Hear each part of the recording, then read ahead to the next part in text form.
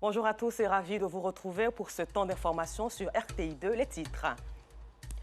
La Pâques, cette fête crée chaque année assez d'engouement dans nos gares routières. Personne ne veut se faire compter cet événement. Et puis en sport football, ils sont enfin connus les 3 candidats qui devront s'affronter aux urnes le samedi 23 avril 2022 pour la présidence de la FIFA. C'est la Pâques demain, 17 avril 2022, et Abidjan se vide de son monde. Les ressortissants du Vébaoulé, de la région du centre de la Côte d'Ivoire, sont en partance pour la Paquinou. Personne ne veut se faire compter cet événement qui a cet avantage de réunir tous les ans les filles et fils du Grand Centre autour de sujets importants sur des projets de développement de la région. Mais aussi et surtout un moment de retrouvailles festives et de partage. Vivez l'ambiance dans les gares routières avec Rosemont Kini et Seri Konaté. Depuis 3h du matin, nous sommes ici. Moi, je m'avais à Sakasso à l'Opo. Des agitations et des plaintes dans cette gare routière où les véhicules partent pour Sakassou, dans le centre de la Côte d'Ivoire. En cette période de Pâques, cette gare dans la commune d'Abobo présente régulièrement cette ambiance. Depuis 6 ans, on est là. On a pris ticket, on nous dit à carte, depuis on ne voit pas carte. Nos bagages sont versés. Assise à même le sol, un pagne sur la tête pour se protéger du soleil, Anna ne veut pour rien au monde rater l'occasion de fêter Pâques en famille, même si l'attente semble longue et difficile. Nos vieux parents, nos soeurs, nos petites soeurs, nos grandes soeurs, on s'en fêter avec eux. On ne va pas pour le funéraire en tout cas. C'est pour aller fêter. Depuis à 4h du matin, on est ici. On est assis au soleil, on est fatigué. Ils n'ont qu'à essayer de voir nos cars. On va quitter au soleil. Au guichet, les tickets de transport s'arrachent comme de petits pains. L'augmentation du prix importe peu. Le transport, ça nous coûtait à 6 500 francs. Aujourd'hui, ça coûte 7 000, 8 000. On a accepté parce que bien vrai, on veut aller fêter avec nos parents. Tout notre argent reste dans manger. Ça reste dans manger, ça reste dans de l'eau. Puisque tu es là, tu as soif, tes yeux tournent, tu es obligé de boire de l'eau. On ne nous dit pas aussi qu'il n'y a pas qu'à. Le responsable de cette gare rassure les clients et pointe du doigt les embouteillages. Ici, nous avons 6 cars. Les 6 cars, mais les 6 cars ne sont pas là. Il y a d'autres qui sont au travail Boaké là-bas, mais les 2 cars qui sont ici, c'est eux qui font la liaison. Le deuxième départ, c'est le 2 d'embouteillage. Il doit quitter jusqu'à Bobo pour venir. Si les cars étaient là, bon, ils partaient, mais le fait qu'ils attendent, bon, ils ne sont pas trop contents.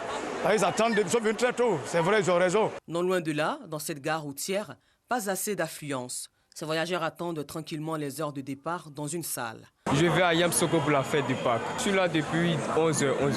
Le départ, je crois bien, il est à midi ou bien 13h. Je vais sur Boaké. L'année passée avec du monde, mais cette année suivie, mais je ne vois pas assez d'hommes. Il y a une différence. Les bagagistes de leur côté entreposent les bagages dans les cars de transport.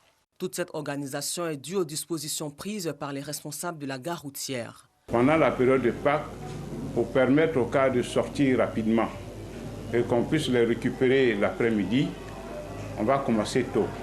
On a ouvert le guichet à 3h du matin et les clients qui venaient, on a commencé à encaisser. On a formé encore les chauffeurs, on a augmenté le nombre de chauffeurs, on a augmenté encore le nombre de contrôleurs et le nombre de chargeurs. Pour ce qui concerne le véhicule, notre direction nous a gratifié d'un bon nombre de cas. 13h30, nous quittons les lieux, tout en espérant que ces milliers de voyageurs pour la fête de Pâques effectueront leur voyage.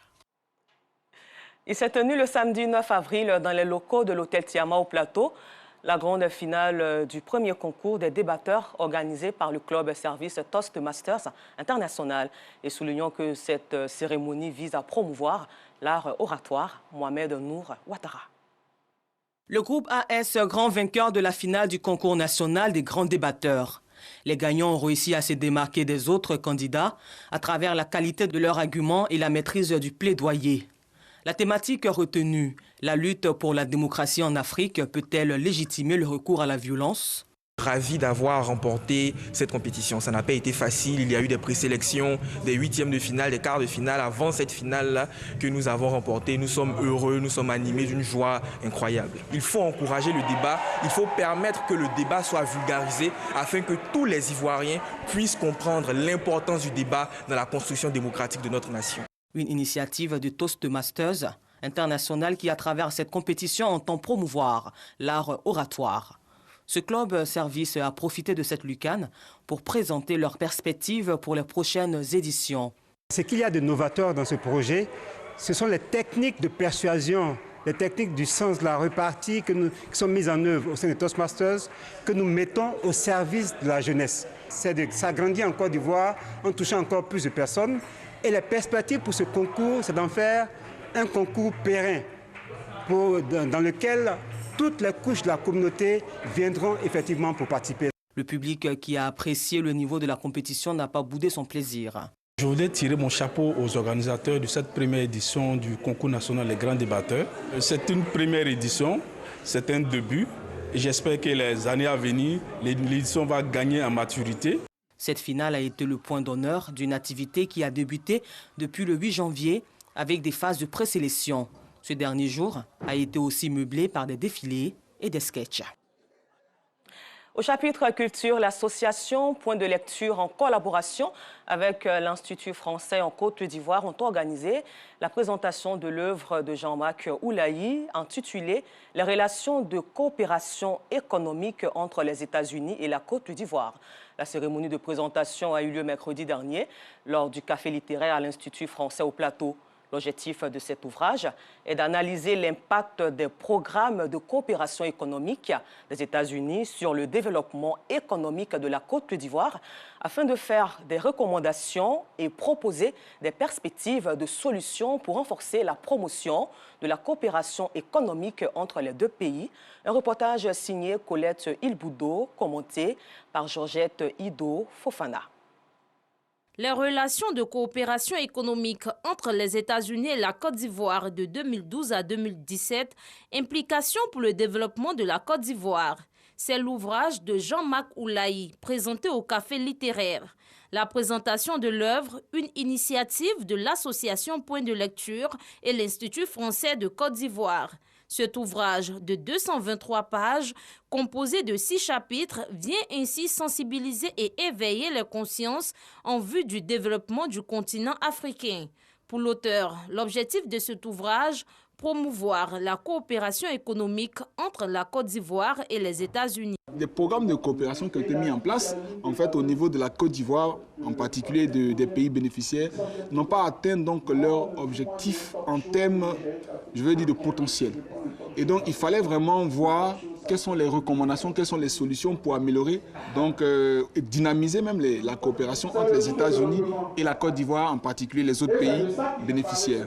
Et j'ai fait une évaluation aussi de ces programmes de coopération pour voir quelles sont les forces, les faiblesses, quelles sont les limites et comment est-ce qu'on peut permettre à ce que ces programmes qui sont élaborés en amont puissent avoir l'impact tant désiré par les concepteurs. Plusieurs invités à la dédicace de l'œuvre n'ont pas manqué d'encourager l'auteur. Cet ouvrage est un vrai trésor, dans la mesure où l'auteur, à travers cet ouvrage-là, il a fait une analyse scientifique et rétrospective des relations qui ont toujours existé entre la Côte d'Ivoire et les États-Unis. Il a, à travers cet ouvrage-là, ressorti les points de force et les faiblesses, mais également les menaces et les opportunités qui se présentent pour ces deux pays, ce qui concerne la coopération pour l'avenir. Et surtout, au terme de son analyse, il nous fait des recommandations. Jean-Marc Oulahi est un expert en intelligence économique, expert en études diplomatiques et stratégiques. Il est aussi expert consultant financier. Mois de pénitence et de recueillement, le Ramadan est aussi une période de partage et de solidarité. S'inscrivant donc dans cette dynamique, l'honorable Lassina Ouattara, député de la circonscription de Korogo commune, est aux côtés des familles à faible revenu. Une présence pour leur traduire sa solidarité du chef d'État à travers des dons vivres.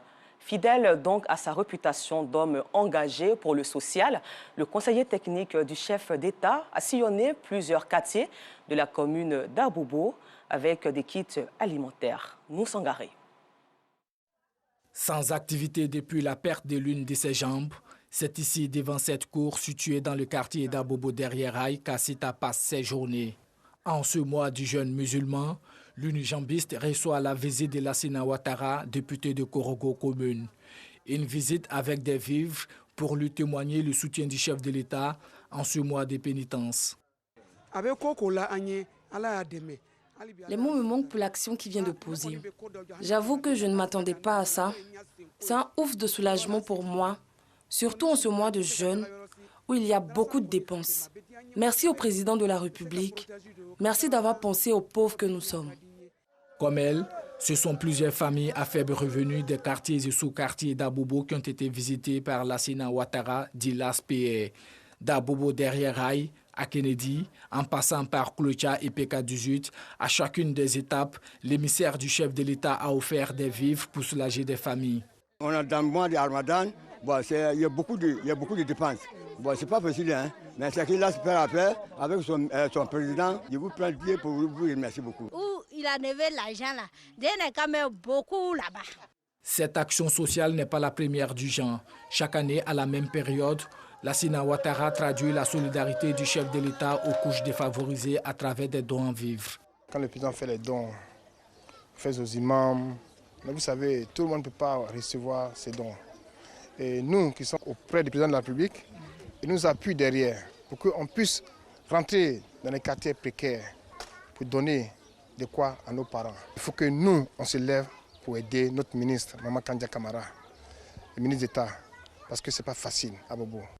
Outre les familles, l'émissaire du chef de l'État a aussi sillonné les grandes artères de la commune d'Abobo pour offrir des kits alimentaires aux transporteurs en vue de la rupture du jeûne. Entamée à Abobo, la caravane de solidarité va se poursuivre à Korogo, dans le nord du pays. Toujours en religion, cette fois-ci, c'est le comité des jeunes filles de l'église évangélique des Assemblées de Dieu d'Abidjan-Ouest qui a organisé la cérémonie d'ouverture du camp de prière des jeunes filles. Et ce camp de prière se tient au sein de cette communauté, au temple Emmanuel de Yopougongar. Un camp qui fera 3 jours où les jeunes filles renouvelleront leur engagement avec Dieu. Rosemont Kini. Prière, invocation et prédication. Nous ne sommes pas à un culte, mais à la cérémonie d'ouverture du camp des jeunes filles des Assemblées de Dieu d'Abidjan-Ouest. Une occasion pour ces jeunes filles de faire une rencontre avec Dieu. J'ai compris que c'est un moment particulièrement inspiré par le Seigneur en vue de porter un bon encadrement aux jeunes filles dans ce monde pervers. À sortir de ce camp, je veux me sentir restaurée, renouvelée, enfin d'être une aide pour les autres jeunes filles. Jeune fille, l'heure du réveil a sonné pour toi. Cette parole, tirée du livre des Actes des Apôtres, chapitre 2, verset 42, est le thème de cette année. Durant 3 jours, ces 150 jeunes filles des Assemblées de Dieu d'Abidjan-Ouest recevront des enseignements et des conseils. Ce sont des moments intenses de prière, des moments d'enseignement, des moments d'intimité avec le Seigneur. Une initiative appréciée par les responsables de l'Église. Ce qui peut les conseiller, c'est de leur dire de s'attacher plus au Seigneur pour que Dieu puisse vraiment s'occuper de leur vie. Je pense que c'est une bénédiction pour nos filles. Et nous prions que le Seigneur les visite et que ce qu'elles attendent du Seigneur soit accompli pour la gloire de Dieu. Chaque année, durant les congés de Pâques, se tient le camp des jeunes filles dans toutes les églises des Assemblées de Dieu de Côte d'Ivoire. Et puis nous le disions en titre, ils sont connus depuis hier. La commission électorale de la Fédération ivoirienne de football a dévoilé ce vendredi à son siège la liste des candidats retenus pour l'élection du nouveau président de la FIFA. Sur les 6 postulants, 3 ont été sans surprise retenus. Les détails avec Jean-Sylvain Esso de RTI Sport. Ils seront donc 3 ces candidats qui, après l'analyse de leur dossier par la commission électorale de la FIF, sous réserve des résultats de l'enquête d'intégrité, devront compétir pour le poste de président de la FIF le 23 avril 2022 à Yamoussoukro. À l'issue de la période de dépôt des dossiers, il a été constaté que toutes les pièces exigées ont été produites, aussi bien pour le candidat tête de liste que pour chacun des autres membres du comité exécutif. En conséquence, la candidature présentée par M. Diallo Idriss est déclarée recevable.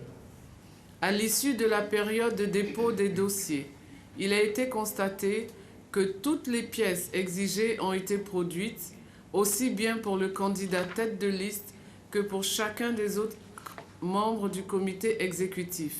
En conséquence, le dossier de candidature présenté par M. Diabaté Sori, est déclaré recevable. À l'issue de la période de dépôt des dossiers et de rattrapage, il a été constaté que toutes les pièces exigées ont été produites, aussi bien pour le candidat tête de liste que pour chacun des autres membres du comité exécutif. En conséquence, le dossier de candidature présenté par M. Didier Tebili Drogba est déclaré recevable. Sur le banc des récalés, Yaté Elele, Kwaku Laurent et Aka Arnaud. Les 3 postulants n'ont pu réunir tous les dossiers exigés. Pour l'élection du président de la commission Bonne Gouvernance, Audit et Conformité, 6 candidats sont en course. La campagne électorale pour les 2 élections débute le 16 avril et prendra fin le 22 avril 2022.